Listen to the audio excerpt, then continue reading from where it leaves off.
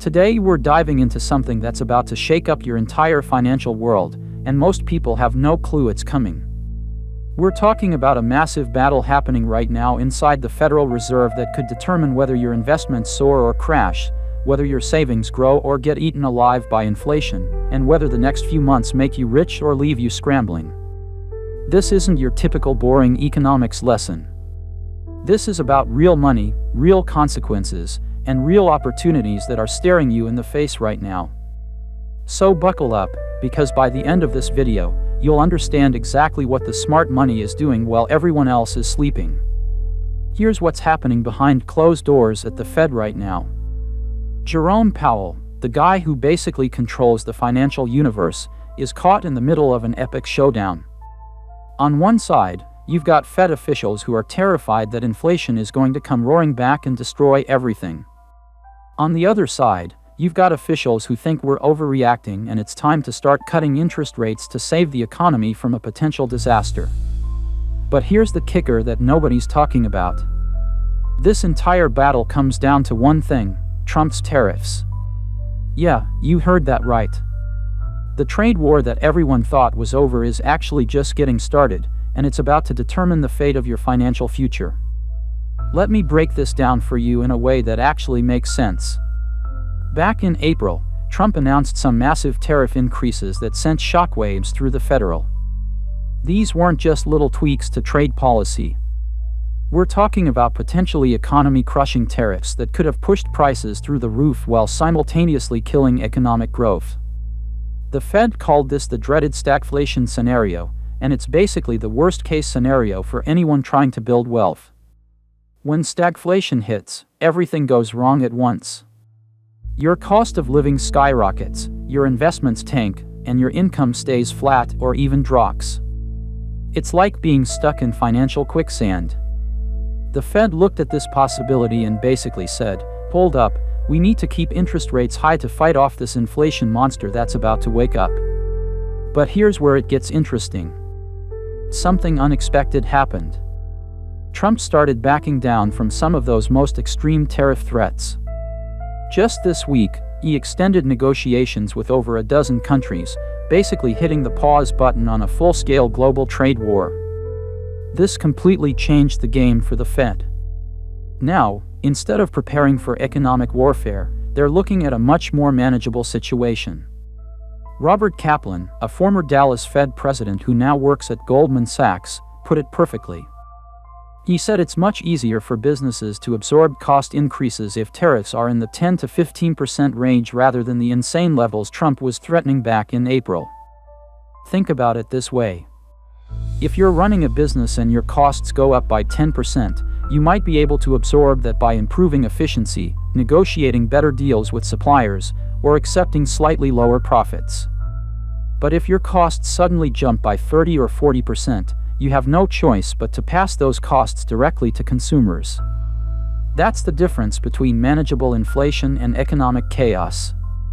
Here's what's really fascinating though.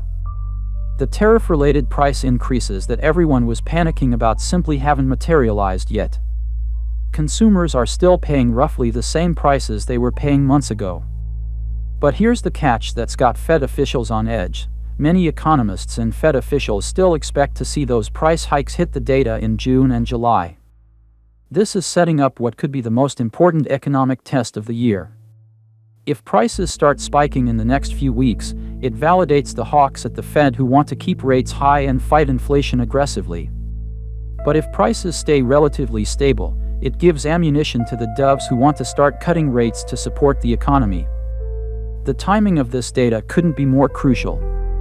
We're literally talking about economic reports that will be released over the next few weeks that could determine the direction of interest rates for the rest of the year. And here's what most people don't realize: these aren't just abstract economic indicators. These numbers will directly impact your mortgage rates, your credit card rates, your investment returns, and your job prospects. Now, Jerome Powell is playing this situation like a chess master. Instead of picking a side in this internal Fed battle, he's carved out what he calls a middle ground.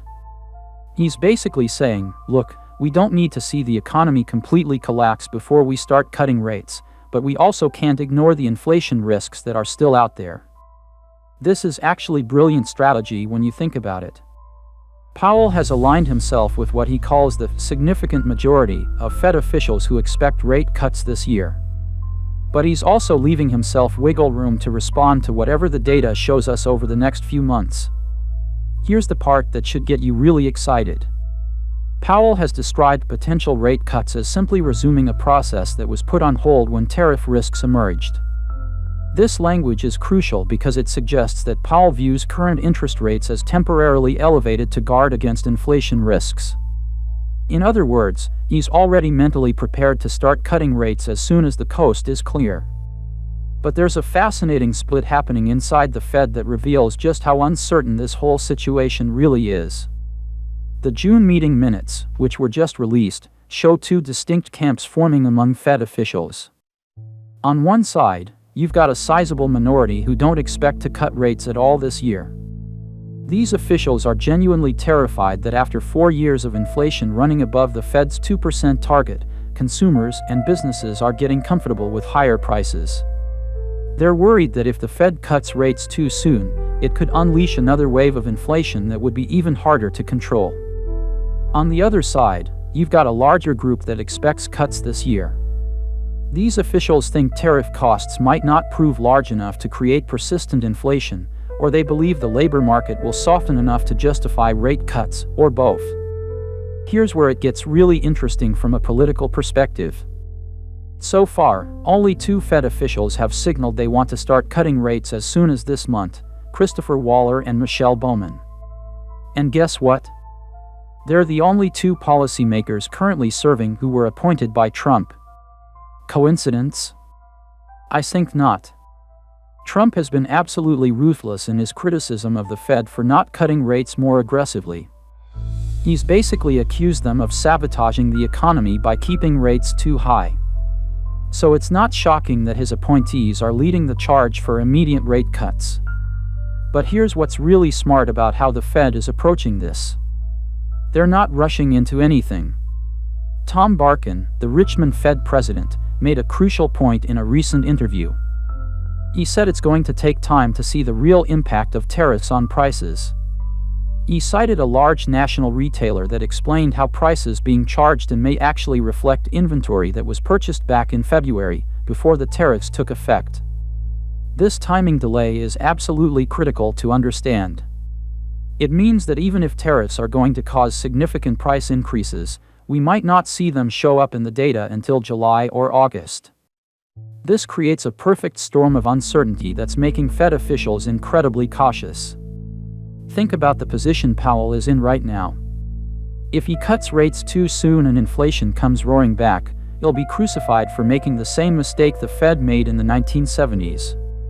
But if he waits too long and the economy starts to crack, he'll be blamed for causing an unnecessary recession. This is why his middle ground approach is so clever. He's essentially saying, we're going to let the data guide us, but we're not going to require catastrophic economic damage before we're willing to act. For investors and anyone trying to build wealth, this creates both enormous opportunities and significant risks. If you position yourself correctly for the Fed's next moves, you could make serious money. But if you guess wrong, you could get crushed. Here's what the smart money is doing right now. They're preparing for multiple scenarios.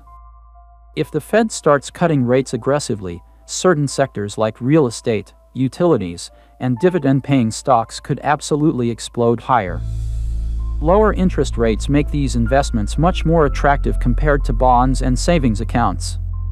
But if inflation comes back and the Fed has to keep rates high or even raise them further, you want to be positioned in assets that can handle that environment. Think about companies with strong pricing power, commodities, and potentially even some international investments that could benefit from a weaker dollar. The key is understanding that we're in a period of extreme uncertainty, and uncertainty creates opportunities for those who are prepared. The Fed officials themselves admit they're basically flying blind right now. Powell said it perfectly, we're going to be learning. We're perfectly open to the idea that the pass-through will be less than we think. This admission of uncertainty from the most powerful financial institution in the world should tell you everything you need to know. They don't have all the answers, which means there's still time for smart investors to position themselves before the market figures out what's really happening. Here's my take on how this plays out over the next few months. The Fed is going to wait and see what the inflation data shows us in July and August. If prices stay relatively stable, Powell will have the political cover he needs to start cutting rates, probably beginning in September. But if we see significant price spikes, all bets are off and rates could stay high much longer than anyone expects. The employment data is going to be just as crucial. If the job market starts to crack, it gives the Fed justification to cut rates even if inflation ticks up slightly. But if employment stays strong, the Fed can afford to be patient and wait for more clarity on the inflation front. What does this mean for you? First, don't panic. This uncertainty is actually normal in markets, even if it feels scary. Second, diversify your investments across different scenarios. Don't bet everything on rates going up or down. Third, stay informed. The economic data releases over the next few weeks could be market-moving events. Most importantly, remember that the Fed's internal battle is really about your money. Every decision they make affects your purchasing power, your investment returns, and your financial future. By understanding what's really happening behind the scenes, you're already ahead of 90% of investors who are just reacting to headlines. The bottom line is this: we're living through one of the most fascinating and potentially profitable periods in financial history. The Fed is navigating uncharted waters, global trade relationships are shifting, and massive economic forces are at play. Those who understand what's happening and position themselves accordingly could make life-changing money. Those who ignore these signals or get caught off guard could pay a heavy price. So stay alert, stay informed, and remember that in times of uncertainty, knowledge is your greatest asset. The Fed's internal battle is just getting started, and the outcome will determine the financial landscape for years to come. Make sure you're ready for whatever comes next. That's all for today's deep dive into the Fed's internal warfare. If this opened your eyes to what's really happening in the economy, smash that like button and subscribe for more content that cuts through the noise and gives you the real story behind the headlines. Your financial future depends on understanding these forces, and we're here to make sure you're always one step ahead of the game.